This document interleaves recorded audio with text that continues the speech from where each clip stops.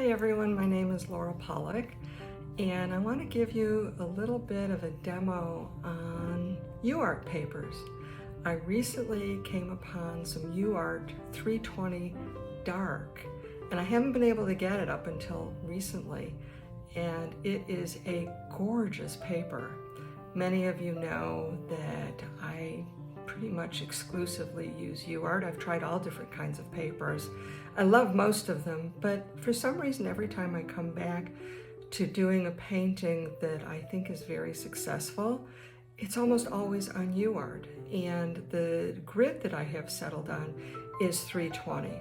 So come with me to my table and I will show you how I cut, mount Uart, and mount it onto foam core, and then I'll do some mark tests to see what the different grits will do and how absolutely luscious this, for me, new Uart 320 is.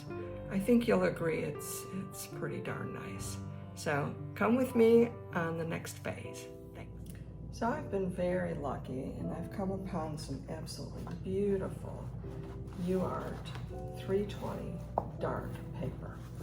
First thing I'm going to do is I'm going to cut some of it and show you how to mount it. The one thing I have figured out, this is a big Logan mat cutter, is that if I cut it from the back, I really spare my blades quite a bit. They'll last a lot longer than if I cut on the sanded side. It's a little unwieldy because it's a nice big piece. I'm very thrilled to have this. And it's one of the big reasons I do have a Logan mat cutter is because I cut pieces to the size that I need. First thing that I'm going to do is I've turned it over. This is a 320. I'm going to slide it over to the 20-inch mark on this right here. And I measure that way. Put the arm down, slide up. I pull out this little pin right here that you might not be able to see. Here's the pin.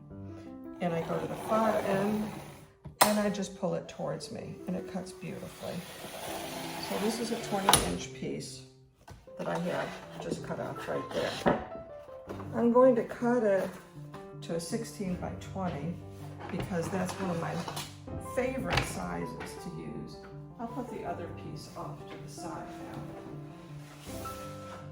I'm very careful on the corners. I don't want to bend those. Again, I'm going to turn it over. And I always have to measure several times so I don't mess it up. So this is currently 27 here. So I'm going to cut it to 16. And what's nice about the Logan mat cutter is on the base here is a very nice tool where you can measure and be exact. I have to make sure that it's completely up against the fence bar here. Put the arm down, pull out the pin, push it forward, and then cut. And I have a very nice, simple, easy cut piece of paper. There you go. In past videos, I've demonstrated, and you can see this on my YouTube channel, a 3M product called Positionable Adhesive. And what I do is I lay it out on my table and I line it up pretty carefully, trying to get as much use out of every square inch as possible. And I just lay it down. And I won't go into too many details, but what I will do is I'll just cut off the excess with an X-Acto right up against the paper itself. And let the rest come off. I learned this trick when I was in advertising, when we were doing something called key lining, where we actually had to have type galleys, which means, columns of type, ready for the printer to go on boards there was no such thing as electronic typesetting like there is now today. That put a whole industry out of business for sure. And what I do is I cut this off, make sure all the corners are nice and clean, pull it away, and then I'll turn it over, roll this up, put it away, turn it over, and then I'll squeegee it down. So this is the equivalent of spray adhesive, but on a roll. And what's nice about it is you don't get any of this stuff in your lungs. So this is the Uart Dark 320, and I haven't been able to get it until now, so I'm very excited for it, because 320 is my favored grit and texture. And I'll do a little demo in just a minute and show you why. So the 3M positionable adhesive comes with this squeegee, and just like in a canvas, you start from the center and push out, and that way you'll get any air bubbles out. And make sure you get it all down. The other thing that I do is I give it my nails a good back scratch here. And I try to get every bit of it, especially the corners. I really want those to have the full adhesive on it. And when I think I've got it, bit by bit, I'll pull it away from the corner, and the adhesive now is on the back of the paper. So you see here, there's a little bit that didn't come down. I'm going to keep pulling carefully and scratch it as I go if it didn't stay to the paper. And this is very nice and very clean and very easy for mounting papers. Now, a lot of people will put their papers just on a panel on the easel, they'll tape it or they'll clip it.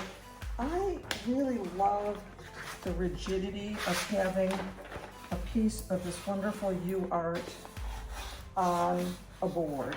It gives me a good bounce and it just feels great. So I'll keep this piece of paper, put it aside.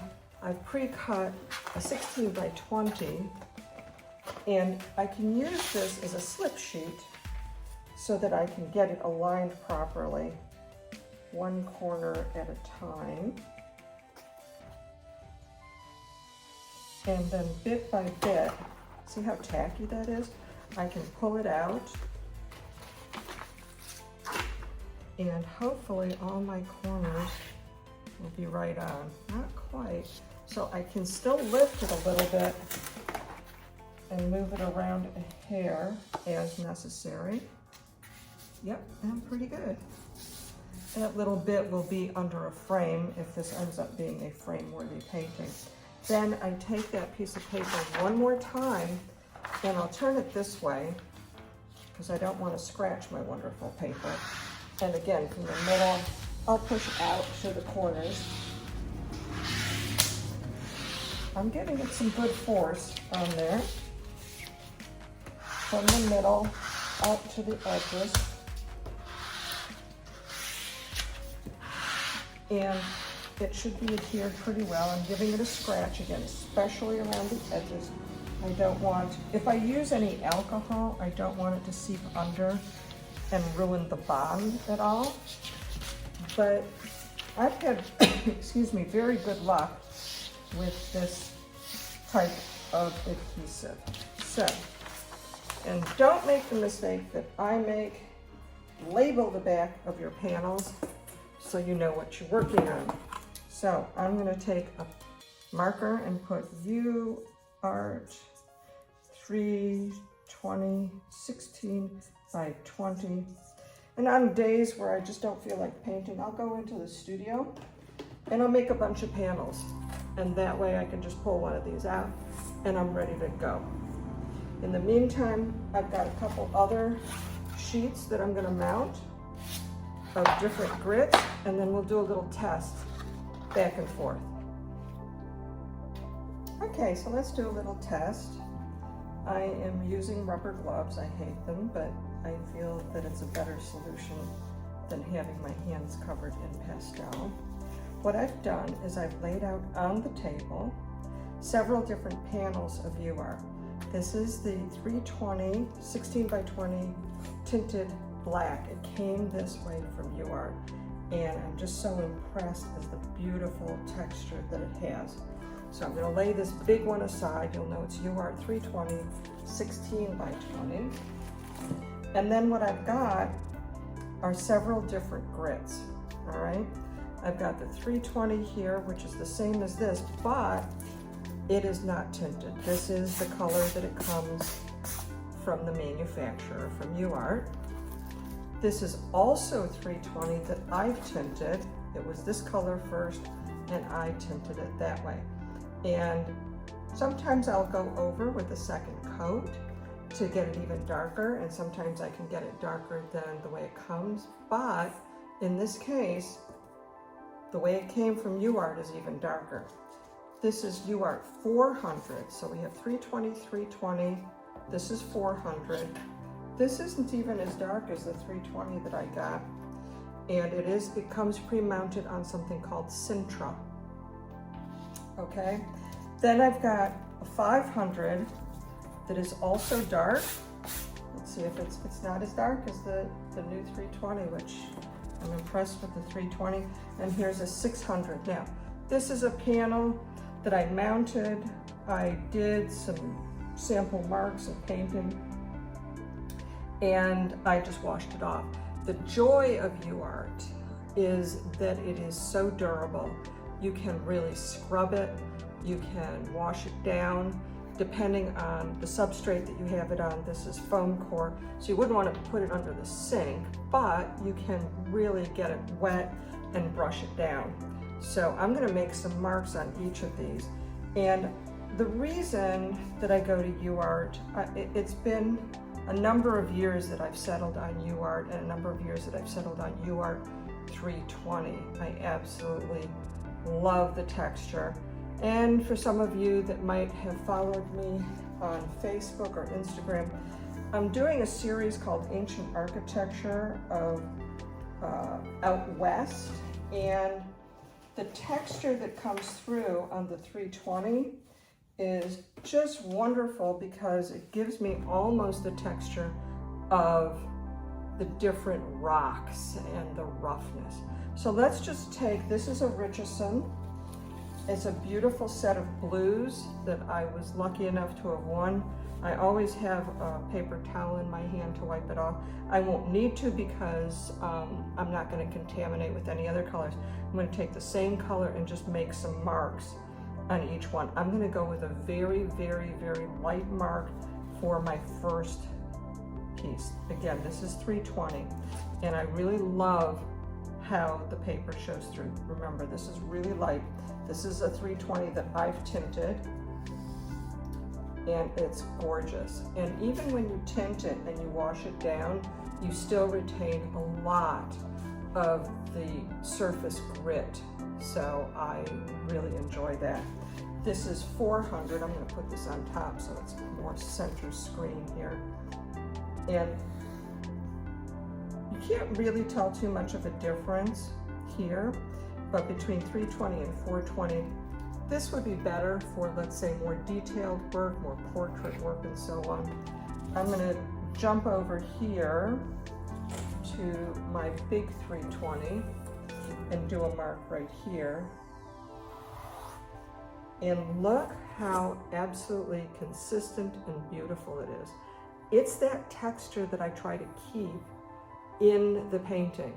I really love that.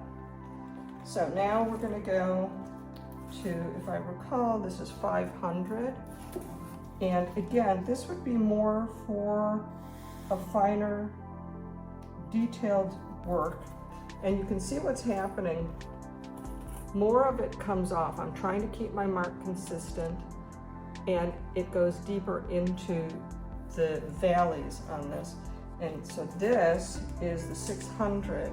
Now it's going to be harder to tell what it looks like because there's color on here, but I'm going to go light, I mean, it's still beautiful and it'll still take a lot, but as I go further with all these paintings, once they become paintings, the 320, 1, 2, and this is a 320, this is the 4, this is the 5, this is the 6. These will take less and less mark making. So let's do harder pressure now on this. I'm going to give it a good press. And look at the difference and how absolutely solid it comes out. So that's 320 natural. Here's 320 tinted. Look at that. That's just gorgeous. I'm giving it a good press on all of these. This is 400. And I can feel it sliding just a bit more than on the 320. I'll do it on this even though I've already done it on a 320, but let's just do it. It is gorgeous. Look at that.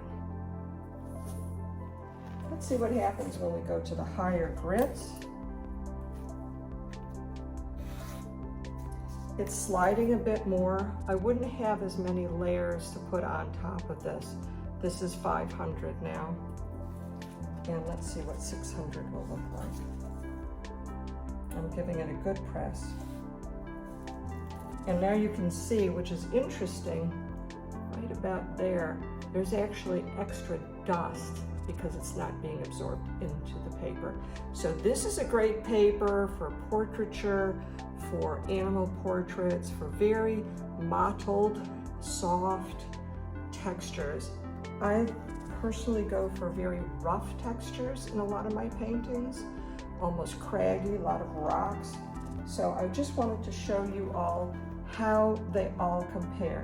320 that I tinted black, 400, 320 the way it came from the manufacturer. This is 500 and this is 600. I don't even have, I guess they have 800, but that's just not something that I really would ever use. So I just wanted you guys to see this, and I'm just a huge fan of Uart, and I try to keep this type of texture going because I just really like that. Okay, thanks for watching.